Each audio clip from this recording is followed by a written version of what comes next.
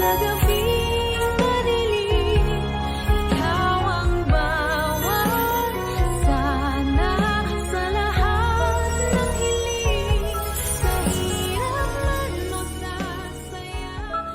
Ang intense ng mga kaganapan ngayon sa abot kamay na pangarap sapagkat magugulantang si Doc Robert sa ebidensyang ipapakita sa kanya ni Justin.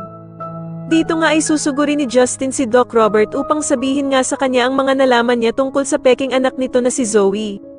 Samantala matapos nga ang matagumpay na ginawa ni Moira sa utos ni Ninang ay may papagawa na nga nito sa kanya ang gusto niyang mangyari sa star witness niya na si Dax. Dito nga ay tatawagan si Ninang ng kanyang hitman para sabihin sa kanya na handa na nga daw siya at nasa mismong lugar na siya ng kanyang target. Sasabihan naman siya ni Ninang na kung papalpak nga daw ang hitman sa utos nito at hindi niya mapatay ang target ay hindi nga daw siya nito babayaran. Agad naman siyang sasagutin ng hitman na kung kailan nga ba daw siya sumablay sa utos nito at siya na nga daw ang bahala sa target nitong si Dax. Sa kabilang banda naman ay ikakagulat nga ni Dax ang pagdating ni Lynette dahil sa ang inaasahan niyang ang humarap sa kanya ay si Giselle. Kaya naman ay agad siyang susugudin ni Lynette at sasampalin pa nga niya ito ng napakalakas dahil sa maswerte nga daw ito na hindi makukulong si Dax dahil sa batas kaya naman ay dito na nga lang daw siya gaganti sa ginawa nitong panluloob sa kanila. Samantala ay makikipag-usap naman si Zoe sa ama niyang si Doc Carlos dahil sa pinagbabantaan nga daw siya ni Dax na isusumbong sila nito.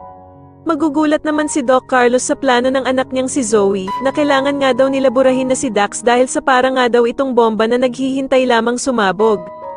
Agad namang tatawagan ni Zoe ang ina niyang si Moira upang paalam nga dito ang pagbabantang ginagawa sa kanya ng star witness nito na si Dax. Subalit sasabihan nga lang siya ni Moira na wag na nga daw itong mag-alala dahil sa mismong araw na ito ay mawawala na nga daw itong si Dax sa mundo at dagdag pa nga niya na kung suswertihin pa nga daw sila ay pati na din sila Lynette at Annalyn ay matutumba din ng hitman. Sa kabilang banda naman ay gulat na gulat nga itong sila Annalyn at Lynette dahil habang kinakausap nila itong si Dax ay may bigla na lamang lalaki na babaril dito sa mismong harapan nila.